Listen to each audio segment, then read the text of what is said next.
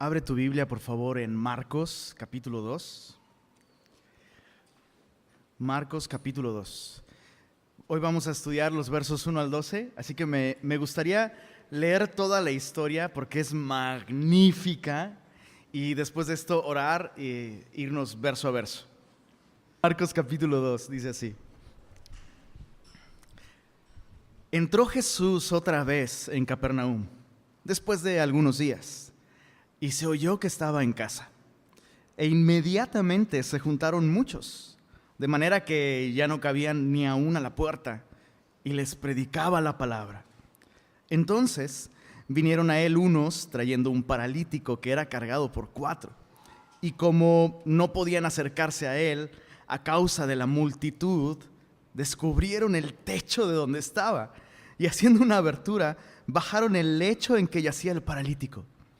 Al ver Jesús la fe de ellos, dijo al paralítico: Hijo, tus pecados te son perdonados. Estaban allí sentados algunos de los escribas, los cuales cavilaban en sus corazones: ¿por qué habla así? Blasfemias dice. ¿Quién puede perdonar pecados sino solo Dios? Y conociendo luego Jesús en su espíritu que cavilaban de esta manera dentro de sí mismos, les dijo: ¿por qué caviláis así en vuestros corazones? ¿Qué es más fácil decir al paralítico: tus pecados te son perdonados? O decirle: levántate, toma tu lecho y anda. Pues para que sepáis que el Hijo del Hombre tiene potestad en la tierra para perdonar pecados, dijo al paralítico, a ti te digo, levántate, toma tu lecho y vete a tu casa. Entonces él se levantó enseguida y tomando su lecho salió delante de todos, de manera que todos se asombraron y glorificaron a Dios diciendo: nunca hemos visto tal cosa. ¿Oramos? Padre, gracias por revelarnos a tu Hijo a través de tu palabra, Señor. No hay algo más refrescante para nosotros que poder ver a tu amado Hijo Jesús, en quien tú tienes complacencia. Nuestra alma se deleita en Él, Señor. Nuestra vida es transformada por simplemente contemplar a tu amado Hijo Jesús en las páginas de tu palabra. Y hoy te pedimos que por el poder de tu Espíritu tú nos reveles a tu Hijo en nuestros propios corazones, Señor. Que la verdad del Evangelio pueda resplandecer en nuestro corazón una vez más, Señor. Y que podamos ver a tu Hijo a través de los ojos de la fe. Revélanos a tu amado Hijo, Señor. Lo pedimos para tu gloria y en el nombre de Jesús. Amén. Qué historia tan increíble estamos leyendo. Recuerda que en todo este Evangelio Jesús es presentado como el siervo de Dios, que viene a suplir la necesidad de los hombres, viene sirviendo incansablemente. Y en el capítulo 1 de Marcos lo que vimos gira en torno a la identidad de Jesús. En todo el capítulo 1 vimos primero la identidad de Jesús, luego vimos la autoridad de Jesús. La semana pasada en el capítulo 1 vimos la compasión de Jesús, pero ahora en el capítulo 2 estaremos viendo las ofertas de Jesús.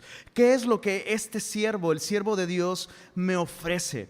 Y lo más interesante, al menos en esta porción, es que Jesús puede ofrecerme muchísimas cosas, pero la más importante de ellas es el perdón de pecados. Pero vamos descubriendo cómo es que Él enseñó esto a la gente que estaba ahí. Dice en los versos 1 y 2, entró Jesús otra vez en Capernaum. Recuerda que Capernaum es esta región al norte de Israel, donde se encuentra, pues básicamente es la región de Galilea, ¿no?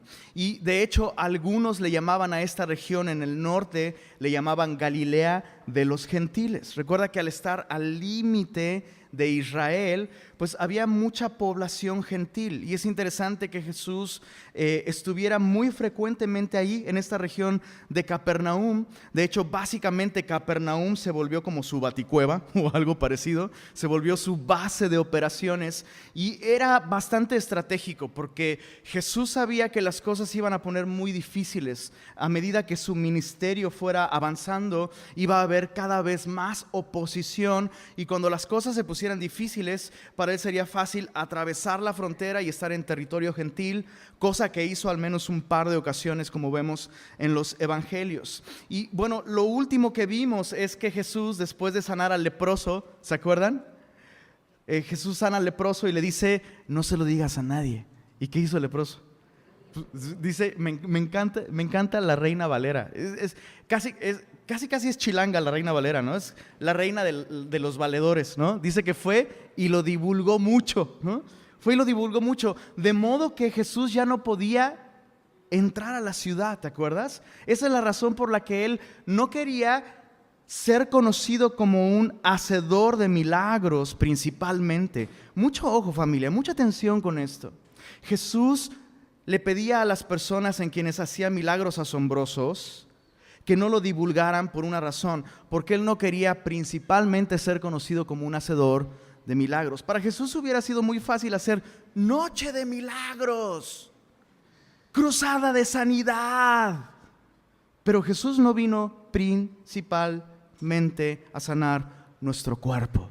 De hecho, el que la gente lo ubicara principalmente como un médico divino hacía que la gente fuera a él sin escuchar su mensaje. Y observa, dice, entró Jesús otra vez en Capernaum después de algunos días. Ya que pasó el fervor de esta noticia de que él sanó a este leproso, regresó y dice, y se oyó que estaba en casa. Ahora, esta es una expresión muy personal, ¿no? Porque aquí la Biblia no nos dice en casa de quién, solo nos dice, se oyó que estaba en casa. Y recuerda que este evangelio de Marcos fue escrito por Juan Marcos, pero fue narrado ¿por quién? Por Pedro, el apóstol Pedro. Entonces sabemos que Jesús realmente estaba quedándose en casa de Pedro. Entonces se oyó otra vez que estaba en casa e inmediatamente se juntaron muchos. O sea, Jesús hizo check-in en la casa de Pedro, ¿no? Se corrió por las redes sociales la noticia y todo el mundo llegó. De manera que ya no cabían, dice ahí, ni aún a la puerta. Ojo, no está diciendo nada más que la casa estaba llena. La idea aquí es que si tú querías, bueno, por lo menos desde la puerta me asomo y escucho. La Biblia dice que ya ni ahí había lugar. La casa estaba repleta, aún afuera por las ventanas. ¿Te imaginas qué imagen tan bella? Que un día este lugar se llene tanto que haya gente allá afuera así, pegada en el cristal, tratando de escuchar la palabra de Jesús. Porque dice aquí que, ¿qué hizo Jesús con esta gran multitud? Verso 2, les predicaba la palabra. Chicos, una vez más quiero insistir en esta verdad tan importante. Jesús no quería ser conocido principalmente como un sanador, sino como un predicador. Y piensa qué asombroso es esto. Porque Jesús es el Verbo hecho carne. Jesús es la revelación de Dios en carne y hueso. Y hay solo dos revelaciones directas de parte de Dios.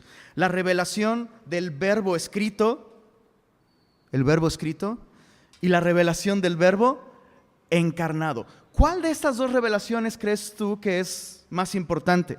¿El Verbo escrito o el Verbo encarnado? El Verbo encarnado, por supuesto. El Verbo escrito, la palabra de Dios, la Biblia, tiene como propósito apuntar y revelar a aquel que habría de venir, o sea, a Cristo Jesús. Y piensa esto, ¿a poco no es asombroso?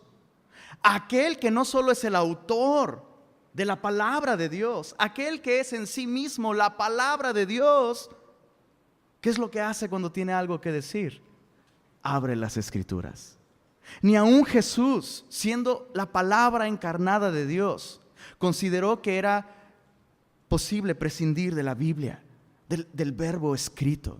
Qué importante es esto. La palabra de Dios es de suma importancia. Y yo no puedo conocer a Jesús. Imagínate otra vez, Si tuvieras a Jesús físicamente delante de ti, si Jesús fuera a tu casa y se tomara un café contigo, ¿qué crees que es lo que Él te diría?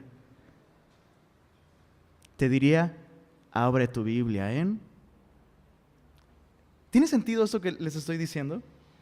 Entonces, no hay otra manera real de conocer a Jesús si no es a través de su palabra, a través de la Biblia. Por eso es que nosotros insistimos tanto en regresar a la palabra de Dios. Si el Verbo encarnado nos llevó a la palabra, nosotros debemos permanecer en la palabra. Entonces tenemos este precioso estudio bíblico. Todos los estacionamientos llenos de camellos y caballos y olores y todas estas cosas. La gente está ahí escuchando la palabra de Dios. Y dice el verso 3. Entonces vinieron a él. ¿Vinieron a quién? A él. Importante, subraya a él. Vinieron a él unos trayendo un paralítico que era cargado por 4. Y como no podían acercarse a él, ¿a causa de quién? De la multitud. Descubrieron el techo donde estaba y haciendo una abertura, bajaron el lecho en que yacía el paralítico. Dice el verso 5, al ver Jesús la fe de ellos, dijo al paralítico, hijo, tus pecados te son perdonados. Esta escena es demasiado extraña para nosotros, ¿no? Porque ¿cuándo fue la última vez que alguien hizo un hoyo en el techo de tu casa? Pues probablemente nunca. Pero recordemos que en ese tiempo y en esta cultura las casas no eran como son ahora y como son en nuestra cultura. Estas casas normalmente tendrían un techo hecho con unas varas de madera, ¿no? Con un tejido de tipo palma y otros materiales relativamente resistentes, y meterían una cobertura muy ligera como de barro seco, ¿no? Y normalmente pues había una escalera en algún punto de la casa desde el cual podías subir a la azotea. Y no pienses en escaleras como modernas como las de hoy. Igual, estamos hablando de la clásica escalera de dos líneas con los peldaños en el centro, ¿no? Eso sería lo más común en esa época. Y es asombroso que en medio de todo este estudio, por favor, imagina la escena. Jesús está enseñando. Todo el mundo está tratando de contener cualquier tipo de ruido innecesario para alcanzar a escuchar la voz del maestro. Y en eso se escuchan como voces sordas afuera. No se puede pasar por aquí. Sí, agárralo. No, se me va a caer, cuidado. Y se escucha el ruido, ¡pac, pac, pac! Y de pronto en la azotea, y yo imagino a Jesús así como, y entonces como y de pronto empieza a caer barro de arriba, entra luz, ¿no? Y yo me imagino que algunos, sí, este es el Mesías. No, alguien está abriendo un hoyo allá arriba, ¿no? Y abren el hoyo, ¿no? O sea, imagínate de qué tamaño tendría que haber sido el hoyo para bajar a este hombre en una camilla. Y yo solo puedo pensar en los videos de jugadores de fútbol a quienes torpes médicos intentan sacar. ¿Has visto esos videos, no? Los van golpeando por todos lados. Entonces imagínate estos cuates así como, y de repente se le ladea a uno y todos, ¡wow! ¿No? Es como, y finalmente este hombre llega hasta así. O sea, ¿qué estaría pensando este hombre? Asumimos que él quería estar ahí, pero, hey, es paralítico. No es como que si sus amigos dijeron, te vamos a llevar con Jesús y ni modo, corre si puedes, ¿no? Imagina a este hombre por fin estando ahí debajo y así como, perdón por la interrupción, ¿no? Y en medio de todo esto, me encanta. ¿Te abro un poco mi corazón? Yo me hubiera sacado de onda con esos cuates. Pues, ¿qué no ven que estoy hablando? ¿Por qué interrumpen mi glorioso estudio bíblico? Pero Jesús no vio a este hombre como una interrupción. Jesús lo vio como la perfecta ocasión para ilustrar lo que probablemente él estaba predicando. La Biblia no nos dice qué estaba predicando, pero déjame decirte esto: el mejor sermón ese día se volvió este paralítico. Y muchas veces pensamos que ¿quiénes somos nosotros para acercarnos a Jesús? Somos una interrupción para Él. Él es demasiado importante, Él es demasiado bueno. Nosotros somos demasiado chafas. Y Jesús no piensa así. Jesús, me encanta, Jesús decía una y otra vez, todo aquel que a mí viene, yo no le echo fuera. Y esta no fue la excepción. Ahora, notemos dos cosas importantes con respecto a esto. Lo que Jesús vio, lo que todos vieron fue una escena chusca, probablemente para algunos tensa, pero Jesús no vio nada de esto. Jesús vio más profundo. Lo que Jesús vio, dice en el verso 5, al ver Jesús, ¿qué cosa, perdón? La fe de ellos. ¿De ellos quiénes? De los 4 amigos del paralítico. La Biblia no le atribuye fe al paralítico, le atribuye fe a los amigos del paralítico.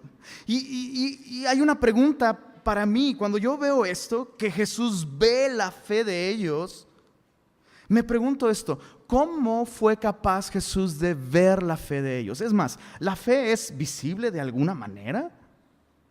Y la respuesta sería, sí, la fe es visible. Santiago, el libro de Santiago, capítulo 2, nos dice que la fe sin obras es una fe muerta. La fe se hace evidente a través de nuestros actos. Chicos, este es un principio importantísimo para todos nosotros. Nuestros actos revelan dónde está nuestra fe. Pregunta: ¿dónde estaba la fe de estos 4 amigos? Evidentemente, estaba en Jesús. ¿Hacia dónde apunta tu fe? Ahora, déjame aclararte una cosa importante. Si tú me dices que no tienes fe, yo te diría que estás mintiendo. Es imposible vivir sin fe. Los seres humanos fuimos creados para vivir por fe. Y cada persona en este mundo tiene fe en algo o en alguien. Aún los ateos confían en su gran capacidad de intelecto para deducir que en todo el universo no existe Dios. Es absurda la idea de pensar que puedes examinar todo el universo, absolutamente todo el universo, y llegar a la conclusión de que Dios no existe. Ni siquiera conocemos el 100% de nuestro océano, aquí en el planeta Tierra. Pero estas personas están poniendo su confianza en los argumentos de alguien más o en sus propias capacidades de deducción. Todos tenemos fe en algo o en alguien. Es imposible vivir sin fe. Y quisiera animarte a que tú te cuestiones esto. Si nuestros actos revelan dónde está nuestra fe, ¿qué revelan tus actos sobre tu fe? ¿Hacia dónde apuntan tus actos? Las acciones de estos 4 amigos apuntaban a una sola persona, a Jesús. Segundo principio importante sobre esta fe visible. A menudo nos gusta decir que la fe es personal. ¿A poco no? Y pensamos en la fe, sobre la fe en esos términos. La fe es algo completamente personal. Y, ¿sabes? Hay un aspecto en que la fe debe ser personal. Y claro que comienza como algo personal. Pero hemos llevado este asunto de la fe personal a un extremo que no es bíblico. Y pensamos que la fe es tan personal como nuestros calcetines. ¿A poco no los calcetines son algo personal? Definitivamente son algo personal. ¿Cuándo has visto mis calcetines? A ver. Nomás mi esposa podría decirme, ¿no? Y como que mi fe es como mis calcetines. Es tan personal que tendrías que tener tanta confianza como para meterte a mi casa, abrir los cajones y si necesitas nuevos calcetines, ¿no? Pero la Biblia no me enseña esto. La Biblia me enseña que sí, la fe es personal, pero jamás se queda solo en lo personal. Comienza como algo personal, pero eventualmente, tarde o temprano, nuestra fe se hace visible. Y no solo visible, nuestra fe afecta a las personas que nos rodean. Es imposible tener fe en Dios y que esta fe no se haga visible y no nos lleve a vivir una vida que haga que nuestros amigos terminen face to face con Jesús. In your face. Ese es el tipo de fe bíblica. Cuando vivimos con una fe real en Jesús, nuestros amigos, cada vez que interactúan con nosotros, terminan con Jesús cara a cara. Es lo que la fe de estos 4 está haciendo con su amigo.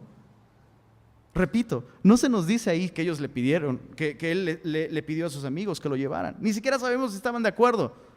Pero de todos modos terminaron llevando a este amigo frente a Jesús.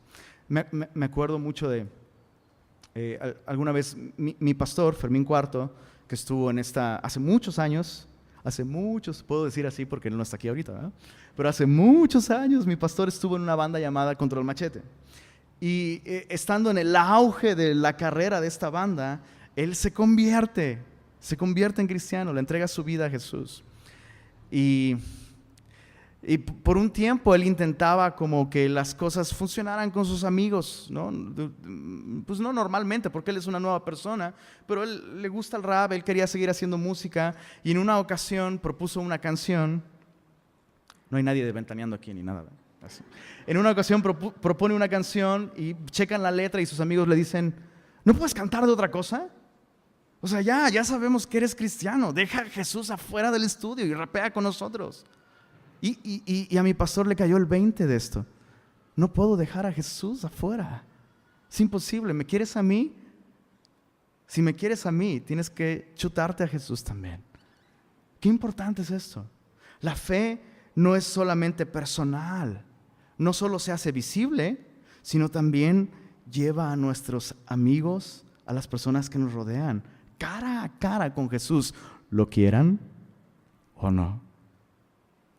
Tercer principio acerca de la fe visible. La fe real, la fe verdadera, no conoce los obstáculos. ¿Podemos decirlo todos en voz alta? La fe verdadera no conoce los obstáculos. Estos amigos llegan, ¿y con qué se encuentran? Quieren llegar a Jesús, quieren llegar hasta Él, y la casa está llena. Ni siquiera pueden de afuera decirle: Señor, Sara, mi amigo que está aquí. No, ni siquiera pueden hacer eso, pararse a la puerta. Y qué sorprendente que si hubiéramos sido cualquiera de nosotros, ¿qué hubiéramos dicho?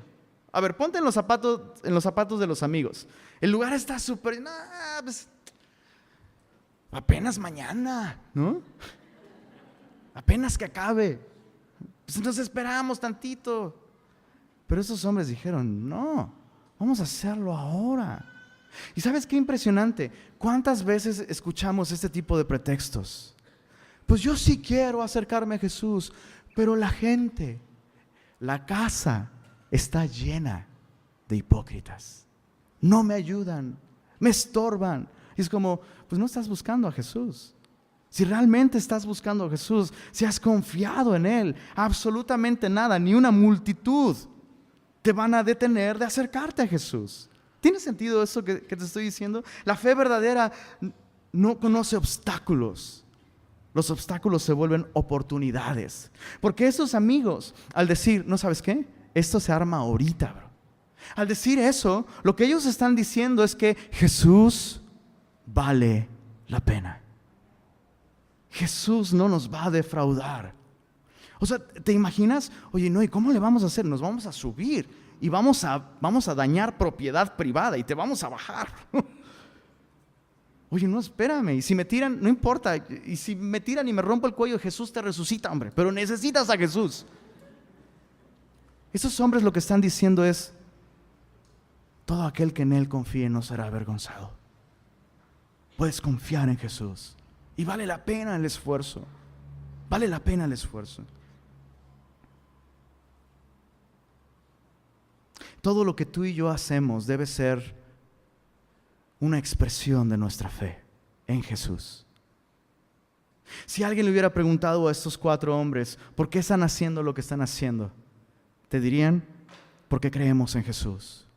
Y es lo mismo con nosotros. Si alguien te preguntara por qué tratas así a tu esposa, la respuesta debe ser: porque creo en Jesús. ¿Por qué te conduces así en tu trabajo? Porque creo en Jesús. ¿Por qué manejas así tus finanzas? Porque creo en Jesús. ¿Por qué te manejas así en tus relaciones sociales? Porque creo en Jesús. ¿Por qué estás tomando las decisiones que tomas? Porque creo en Jesús. Nuestra fe debe ser visible. Pero ¿qué va a pasar ahora? Regresando a Marcos capítulo 2. Imagina este momento, ¿no? Jesús estuvo predicando, este hombre ya está finalmente frente a Jesús. ¿Qué va a hacer Jesús? Esos hombres se han esforzado tanto por llevar a su amigo. Dice el verso 5, al ver Jesús la fe de ellos, dijo al paralítico, ¿qué le dijo? Hijo, tus pecados te son perdonados. Ahora, si estamos leyendo con suficiente atención y lucidez, esto debe llevarnos a hacer muchísimas preguntas. O sea, si esto fuera una película, el momento sería, de fondo traería como música épica. ¿No? Está este hombre ahí y de pronto Jesús habla con la música de fondo gloriosa atrás. Hijo, tus pecados te son perdonados. Y se escucha un vinil que se raya, ¿no? Los de arriba es como, ¿qué dijo? Tus pecados te son perdonados. No puede caminar, Señor. O sea, la multitud, pero es más, los amigos están sacados de onda, la multitud está sacada de onda. ¿Y qué me dices del paralítico? ¿Oh? Ahora, si tú llegas enfermo a un lugar, si tú llegaras conmigo y dijeras, por favor, ora por mí, porque estoy súper enfermo, estoy súper enfermo, ora por mí. Tus pecados, bro. Tus pecados, Cristo los puede perdonar. ¿Qué sentirías tú si yo te dijera eso? ¿Estás insinuando que soy así porque soy pecador? Hay muchas preguntas que se levantan con la declaración de Jesús. Todos tienen un enorme what en la cabeza. ¿Qué acaba de decir Jesús? Ahora expliquemos por qué Jesús está hablando de esta manera. En primer lugar, al Jesús decirle a este hombre, tus pecados, hijo, tus pecados te son perdonados, lo que Jesús está diciendo es, la máxima necesidad de todos los hombres es reconciliarse con Dios. Es la máxima necesidad. No importa el escenario que tú y yo estemos enfrentando. Es más, piensa en tu propia necesidad del día de hoy. ¿Por qué viniste a Semilla? ¿Por qué estás el día de hoy buscando al Señor? Tal vez algunos aquí piensan que su más grande problema es una situación terrible con su hijo, o un problema económico, o un asunto laboral. Y muchas veces pensamos que Jesús es como este Santa Claus celestial que puede alivianarnos para vivir una vida mejor. Y Jesús te dice, no, yo no vengo a darte un mejor trabajo. No vengo a darte una mejor salud, no vengo a darte mejores relaciones, no vengo a darte esposo o esposa, o un mejor matrimonio, o hijos ejemplares. Porque todas estas cosas asumen que nuestro problema para alcanzar la felicidad se encuentra en las circunstancias, cuando el mayor problema del hombre se encuentra dentro del hombre mismo. La más grande necesidad, escucha esto, dejemos de pensar en el paralítico por un momento. ¿Estás consciente de que tu más grande necesidad es la necesidad espiritual de reconciliarte con Dios? De quien está separado a causa de tus pecados. ¿Estás consciente de eso? Es importante. Jesús pone la necesidad espiritual, la máxima de reconciliarnos con Dios, aún por encima de la sanidad física de este hombre. Es como si Jesús dijera, de nada sirve, aunque puedo sanar tus piernas, de nada sirve que con tus dos piernas funcionando vayas directamente a una eternidad de castigo y condena eterna. Nuestra máxima necesidad es reconciliarnos con Dios. Y este hombre es una perfecta ilustración de lo que todos los hombres somos espiritualmente. Todos espiritualmente somos paralíticos. ¿Sabes qué? Es tan extraño. Cada vez es más difícil que incluso los cristianos admitan esta verdad bíblica. Cada vez es más difícil que aún los cristianos de años puedan aceptar y comprender y creer lo que la Biblia dice acerca de nuestro problema. Somos paralíticos espiritualmente. No tenemos en nosotros mismos recursos suficientes para presentarnos delante de Dios. Es más, Algunas veces le damos mérito a nuestra decisión de creer en Jesús, como si eso nos hubiera salvado. No, chicos, 1,000 veces no. Si nosotros vinimos a Cristo, vinimos ayudados también por 4 amigos: Mateo, Marcos, Lucas y Juan. Fuimos llevados ante Jesús. No escogimos, no, bueno, yo me salvé porque soy tan chicho y soy tan erudito y tan brillante que yo sí comprendo el evangelio, no como mis amigos tontos que no lo aceptan. Mentira, eso es mentira. Bueno, yo soy salvo porque yo sí escogí a Jesús. Mentira.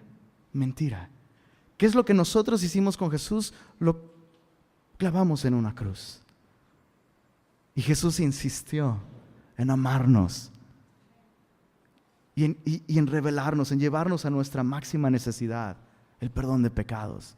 Entonces, somos como ese paralítico. Ahora, quiero aclarar un par de cosas. No quiero que nadie se vaya de aquí pensando que toda enfermedad es consecuencia directa de una disciplina divina. Porque es terrible, ¿no? Que de pronto nos vamos a esos extremos donde pensamos, o sea, tengo amigos cristianos que no les puedes decir que te está dando gripa porque, pues, ¿qué pecados has cometido, hermano? Ay, como que me voy a enfermar.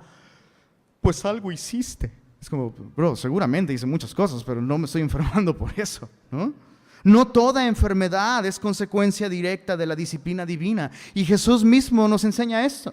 Solo apúntalo, en Juan capítulo 9 hay un ciego de nacimiento. No es un jugador brasileño, es un ciego de nacimiento. Y sus amigos, los discípulos de Jesús, le dicen: oye, Jesús, pues ¿quién pecó? ¿Pecó este o sus padres para que este naciera así?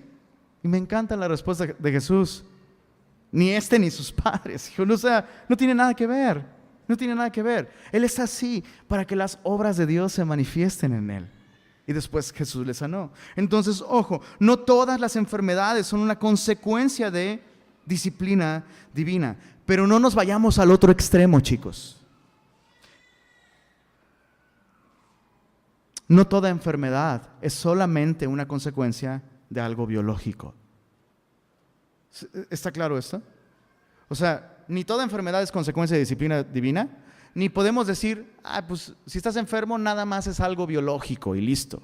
No, la Biblia sí nos enseña también que nuestros pecados pueden llevarnos a experimentar la disciplina de Dios. Y Dios puede usar en su misericordia y en su gracia padecimientos físicos para llevarnos a confesar nuestros pecados.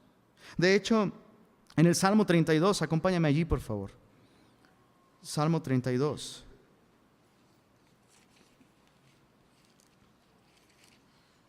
Dice así, en el verso 3, escucha esto, Salmos 32, verso 3.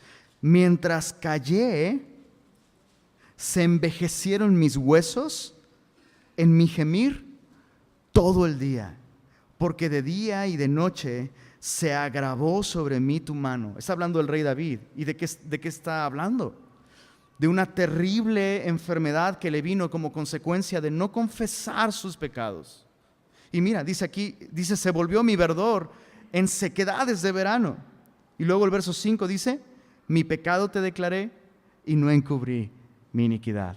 Entonces, chicos, por favor, si alguien está durmiéndose al lado de ti, despiértalo, porque no quiero que diga, el pastor dijo que toda enfermedad es consecuencia de pecado. No. No toda enfermedad es consecuencia de pecado, pero tampoco podemos decir que la enfermedad siempre, en todos los casos, solamente es algo biológico. A veces Dios puede estar tratando con la persona. Ahora, en el caso del paralítico, es muy probable, no podemos asegurarlo, pero es probable que su condición fuera un resultado del pecado. Porque Jesús lo recalca así. Le dice, hijo, tus pecados te son perdonados. Veamos qué sucede ahora, regresando a Marcos 2. Verso 6. Estaban allí sentados algunos de los escribas. Estos cuates están en primera fila, obviamente. Y no están en primera fila porque tienen mucha hambre de escuchar a Jesús y de aprender de su palabra. De hecho, en el Evangelio de Lucas, que nos da un registro cronológico de todo el ministerio de Jesús, Lucas, cuando narra este episodio, lo hace después de la primera purificación del templo. Jesús ya fue al templo en Jerusalén, ya hizo su azote de cuerdas, ya volcó las mesas. Jesús ya ha hecho cosas bastante severas para la religión organizada de su época. Entonces estos hombres están allí buscando una manera de atrapar a Jesús con sus palabras y de este modo acusarlo de blasfemia o algo parecido. Y entonces están sentados los escribas, dice, los cuales cavilaban, ¿en dónde? En sus corazones. Entonces el texto nos dice que esto es algo que cavilar significa meditar algo con mucho empeño en el interior. Estás meditando, es algo que está sucediendo adentro. Y mira qué es lo que están pensando estos escribas. ¿Por qué habla así? Mira la otra pregunta. ¿Quién puede perdonar pecados sino solo Dios? Ahora mira su conclusión. Blasfemias, dice. Dios mío, ¿has visto esas jugadas impresionantes del fútbol? Donde como que cada jugador está haciendo cosas impresionantes y dices, la jugada estuvo impresionante, el gol va a ser glorioso, y tiran y fallan el gol. Y es exactamente lo que estamos viendo aquí. Estos hombres, por favor, observa otra vez las dos preguntas de estos hombres. Son preguntas excelentes. Son las mejores preguntas que uno debe hacerse al escuchar la enseñanza de Jesús. Número 1, ¿por qué habla así? Número 2, ¿quién puede perdonar pecados sino solo Dios? Ahora, escucha esto. Desde el principio, los escribas y fariseos y la gente en general, desde el principio entienden al escuchar los discursos de Jesús, que Jesús está diciendo algo muy claro sobre sí mismo. Jesús está diciendo, yo soy Dios. Desde el principio Jesús lo está dejando crystal clear. Me encanta predicar en Monterrey porque se pueden usar términos gringos y todos dicen amen, ¿verdad? Amen, brother, preach it. Desde el principio Jesús está dejando claro, no soy un sanador, soy un predicador y no soy cualquier predicador. Soy la palabra de Dios hecha carne. Soy Dios mismo y yo puedo perdonar pecados. Ahora escucha esto. No podemos ser indiferentes ante estas declaraciones de Jesús. Y quiero invitarte a que si tú piensas de Jesús como un buen maestro, un buen hombre, un iluminado, es tiempo de cambiar esta manera de pensar. Observa otra vez las declaraciones de Jesús. Jesús está clamando la autoridad de perdonar pecados. Solo Dios perdona pecados. Entonces, o Jesús es un peligroso y perverso charlatán, o un loco que se creía sinceramente Dios sin serlo, o la única otra opción es que verdaderamente es Dios. No, Lenin, no me convences. Yo pienso que Jesús era un buen hombre y nada más. Ok, piensa esto. Imagina que tienes un buen vecino. Llega a tu privada o a tu cuadra, se muda un nuevo vecino. Viene de Nazaret. Es un gran hombre, es un buen hombre, es un buen vecino. Pasan las semanas y es el mejor vecino que has tenido en toda tu vida. Los niños aman estar cerca de él, juega con ellos, les cuenta historias maravillosas. Y un día uno de tus hijos regresa. Hijo, ¿dónde estuviste? Estuvimos en el patio de Jesús, nuestro gran vecino, el buen hombre Jesús. Qué padre. ¿Y ahora de qué les habló? Pues nos dijo que si no comemos su carne y no bebemos su sangre, nos vamos a ir al infierno por siempre. Nos dijo que hay solo un camino a Dios y que ese camino es Él, que todos los demás están mal. ¿Seguirías pensando que es un buen hombre? Seamos intelectualmente honestos. Las declaraciones de Jesús no dejan lugar a una tercera opción. O es un charlatán, o es Dios, pero no es un buen hombre. Y Jesús lo está dejando claro ante estos profesionales de la religión. Ahora, antes de dejar este punto, porque puedes imaginar lo tenso que estuvo este momento, ¿no? Hay tensión por todos lados. ¿La sienten, chicos? ¿Sí sienten esa tensión? Hay tensión por todos lados. Los encargados de guardar la salud espiritual de la nación de Israel están ahí, los escribas. Y no les gusta lo que están escuchando de Jesús. Hay tensión de parte de los escribas. Hay tensión de parte de la multitud que está allí. Hay tensión en los amigos que no saben qué va a pasar con su amigo paralítico. Hay tensión en el paralítico. Pedro está tenso también. No saben cuánto va a salir la reparación de su techo. Hay tensión por todos lados. Antes de dejar esta tensión, no quiero dejar pasar esta declaración, que es correcta. Viene de labios incorrectos, pero es correcta. ¿Quién puede perdonar pecados sino solo Dios? Y otra vez, es tan lamentable que dentro de la iglesia se hayan metido tantas ideas humanistas y psicología. No, lo que necesitas es perdonarte a ti mismo. Y la Biblia te dice, no, amigo, no. No importa el pecado del que me estés hablando. No importa cuán horizontal sea el pecado del que estemos hablando. Todo pecado tiene un aspecto vertical que solo se puede solucionar cuando confesamos nuestros pecados ante Dios y Dios nos perdona. Y si Dios nos perdona, eso es suficiente. Eso es suficiente. Entonces, tenemos este momento tenso. Ellos están probablemente haciendo caras, pero probablemente eran siempre tan amargados que para la gente es como, es su cara de siempre, ¿no? Pero Jesús puede ver dentro de sus corazones. Ellos están hablando dentro de sí mismos. Y mira el verso 8, conociendo luego Jesús en su espíritu. O sea, esto es un discernimiento que tiene espiritualmente Jesús. Conociendo luego Jesús en su espíritu, que cavilaban de esta manera dentro de sí mismos, les dijo, ¿por qué caviláis así en vuestros corazones? Ahora ponte en el lugar de los fariseos. Imagina, bueno, no te lo imagines, estás aquí en la reunión conmigo y de pronto estás pensando, ay, ¿por qué Lenin predica tan largo? Porque es la palabra de Dios, por eso predico tan largo. Pero tú nada más lo pensaste. ¿Qué harías después? Ay, no me mires, ¿no? Te cubrirías, no sé. Estos hombres están pensando dentro de sí mismos y Jesús les está haciendo... ¡Qué miedo! ¿Alguien está consciente de lo que está pasando aquí? ¡Qué terror! ¿Por qué habla este así? Hablo así porque se me da la gana. Pero tú lo pensaste. ¡Qué miedo! Entonces ellos están preguntando, oye, solo Dios puede perdonar pecados. Solo Dios lo puede hacer todo. Solo Dios lo sabe todo. Solo Dios puede incluso escuchar nuestros pensamientos. ¿Y por qué estás pensando esto?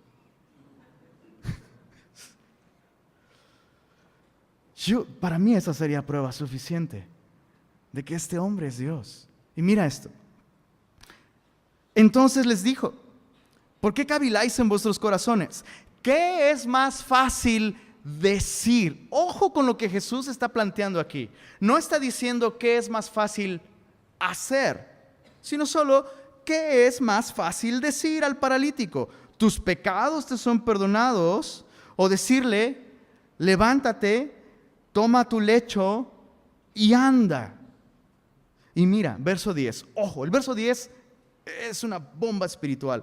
Pues para que sepan que el Hijo del Hombre tiene potestad en la tierra para perdonar pecados, dijo al paralítico, a ti te digo, levántate, toma tu lecho y vete a tu casa.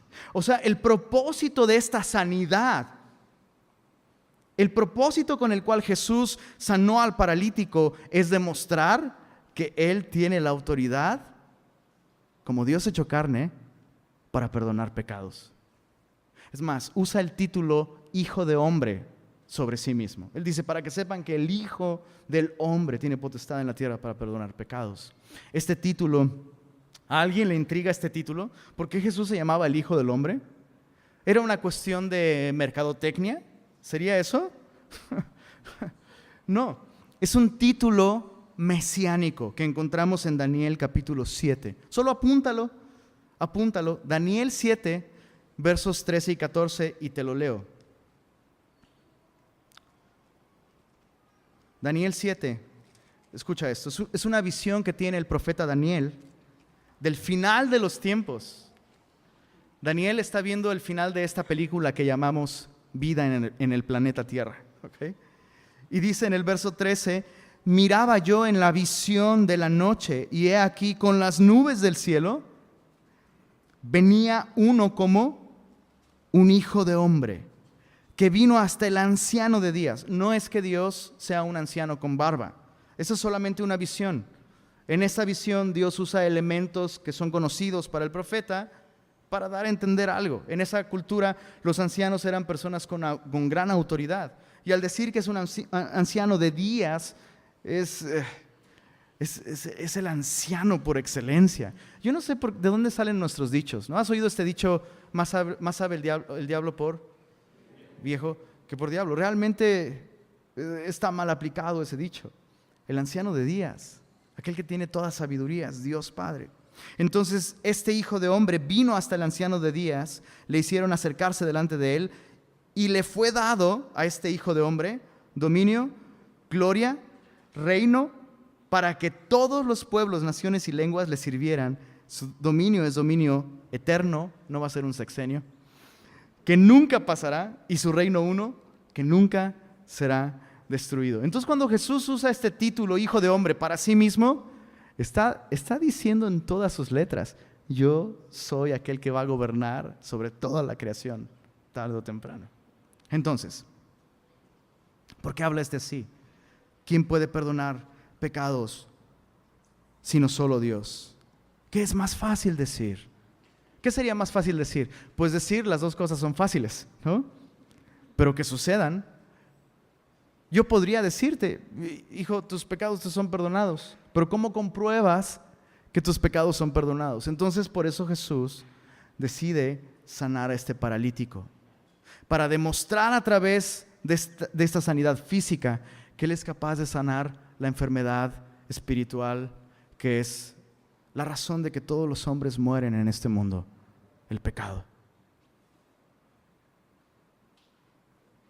Verso 12, terminamos con esto. Verso 12. Entonces Él se levantó enseguida y tomando su lecho, salió delante de todos, de manera que todos se asombraron. Mira el final de este versículo. Y glorificaron a Dios diciendo, nunca hemos visto tal cosa. Qué maravillosa escena tenemos ante nosotros. Y solo para concluir con algunas aplicaciones.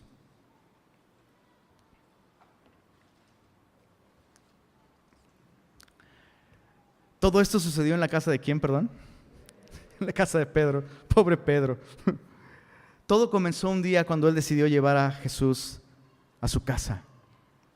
Y Pedro está comprobando que abrirle las puertas a Jesús es abrirle las puertas a otros también. Abrirle las puertas a Jesús es volvernos vulnerables. Abrirle las puertas a Jesús resulta en algo costoso. Y Pedro está pagando ese precio. ¿Y tú crees que Pedro está pensando, ay, no vuelvo a invitar a Jesús a mi casa? ¿Siempre trae cola? ¿No? Sí se dice así aquí, ¿verdad? No estoy diciendo nada inmoral ni nada. Ok. Siempre trae pegostles, ¿no? Y no vuelvo a invitar a Jesús. Hey, chicos, ¿qué estamos haciendo nosotros como cristianos el día de hoy? ¿Estamos abriendo nuestras puertas a Jesús? ¿Cómo comprobarlo? ¿Estás abriendo las puertas de tu casa? No en un sentido literal solamente. ¿Estás abriéndote a otros? ¿O es una cuestión de vienes, pues tu interacción con Jesús es los domingos y después te desconectas y nos vemos el siguiente domingo, Jesús? ¿Qué está pasando entre semana? Hay que abrirnos a Jesús es abrirnos a otros. ¿Qué me dices de los 4 amigos del paralítico? Híjole, tener amigos así ¿Cuántas personas aquí el día de hoy pueden decir, yo soy cristiano porque tuve amigos así, o tuve un amigo así, que me llevó hasta los pies de Jesús? Si ese es tu caso, levanta tu mano. Solo quisiera saber. Y dices, yo estoy en Jesús porque mis amigos me llevaron a Jesús. Ahora, ¿das gracias a Dios por esos amigos? Pregunta, ¿ahora tú eres ese tipo de amigo para alguien más? Es importante ser ese tipo de amigos. No, es que escúchame, es que me cortaron otra vez. Hijo, necesitas a Jesús. Es que el dinero no me alcanza. Hijo, necesitas a Jesús, ¿no? Ese tipo de amigo que, oye, te busco por una cosa y siempre terminas con Jesús. Pues sí, y tarde o temprano, mi esperanza y mi oración es que experimentes el perdón y la gracia y la vida nueva que en Jesús hay. Seamos ese tipo de amigos. Ahora, ¿qué me dices de la multitud? ¿Qué me dices de la multitud? Mínimo por estar donde Jesús está, ya salieron diferentes aquel día. Salieron glorificando a Dios. ¿Qué me dices? ¿Qué me dices de los fariseos? Son el lado triste de esta historia. Llegaron duros de corazón y se fueron más duros de corazón. Estos hombres son como catadores de doctrina. Igual que me encanta el ejemplo que pone el pastor Ibert Cruz, igual que los catadores de vino. No creo que el pastor Ibert Cruz tome vino, solo está poniendo el ejemplo, ¿no? ¿Sí has visto cómo catan el vino estos hombres, catadores de vino? ¿No? Y lo escupen. Y estos fariseos vienen, se meten el mensaje de Jesús en su paladar teológico y lo escupen. No es para ellos. Cuidado con volvernos cristianos de ese tipo. Si ellos fueran buscando la verdad, la hubieran escuchado, la hubieran encontrado. Escucha esto: si buscas razones para no creer, las vas a encontrar aun si quien predica es Jesús mismo. ¿Escuchaste esto? Si lo que buscas son pretextos o razones para no creer, las vas a encontrar aun si quien predica es Jesús mismo. Si buscas la verdad, todo aquel que busca, encuentra. Qué importante es esto. Y terminamos con la última aplicación. ¿Qué me dices del paralítico? Los amigos llevaron al paralítico. Su perseverancia fue usada por Jesús, pero el paralítico tuvo que depositar él mismo su confianza en Jesús, porque Jesús le dijo a él: levántate, toma tu lecho, no toma tu leche, toma tu lecho y anda. Él pudo haber, desde el principio, pudo haber dicho: no, yo no puedo. Pero él depositó de modo personal, así comienza, ¿verdad?, su confianza en Jesús. ¿Cómo se fue el paralítico? ¿Igual que como llegó? Respuesta: no. Y para terminar, yo quisiera hacer esta invitación. Si tú eres como este paralítico, a lo mejor hasta estás pensando: ¿quién te dijo, Lenin, que mis amigos me iban a traer el día de hoy a fuerzas? Yo ni quería, ¿no? Nomás porque me ofrecieron chicharrón de la Ramos saliendo, acepté. Pero si tú estás aquí por primera vez, o a lo mejor no por primera vez, pero no has depositado tu confianza en Jesús, quiero hacerte una invitación tan osada como la que Jesús le hizo a este hombre. Levántate. Si tú quieres entregarle tu vida a Cristo, yo quiero pedirte de favor que te pongas de pie. Si tú el día de hoy entiendes: ¿sabes qué, Lenin? Sí, me hace sentido. Mi más grande necesidad es espiritual, no es económica, no es emocional. Mi más grande necesidad es espiritual. Reconozco que soy pecador y quiero entregarle mi vida a Jesús. Quiero poner mi confianza en Jesús. ¿Hay alguien aquí que quiere poner su confianza en Jesús para salvación? Yo te invito a que te pongas de pie. Todos nosotros alguna vez tomamos este paso. Y Jesús te puede el día de hoy completamente transformar. No quiere condenarte. La Biblia nos dice que el Hijo del Hombre no vino para condenar al mundo, sino para que el mundo sea salvo por Él. Hoy es el día en el que tú puedes salir de aquí con vida eterna y perdón de pecados. Hay alguien aquí el día de hoy. Muchas gracias. Le veo. Vamos a orar. Yo quisiera guiar a quienes están de pie, o a lo mejor quienes no se pusieron de pie pero quieren tomar esta decisión. Quisiera guiarles en esta oración. Repitan después de mí. Todos orando, por favor. Señor Jesús, reconozco que mi más grande problema es espiritual. Hoy admito que soy pecador. Me arrepiento de mis pecados. Y hoy reconozco que tú tienes autoridad para perdonar mis pecados y darme vida eterna. Te entrego mi vida, Jesús. Perdóname, límpiame y dame vida eterna. Y te pido que me llenes de tu Espíritu y me ayudes a caminar en la vida como debo hacerlo. Y que todos puedan glorificarte al ver lo que tú has hecho hoy en mi vida. Amén.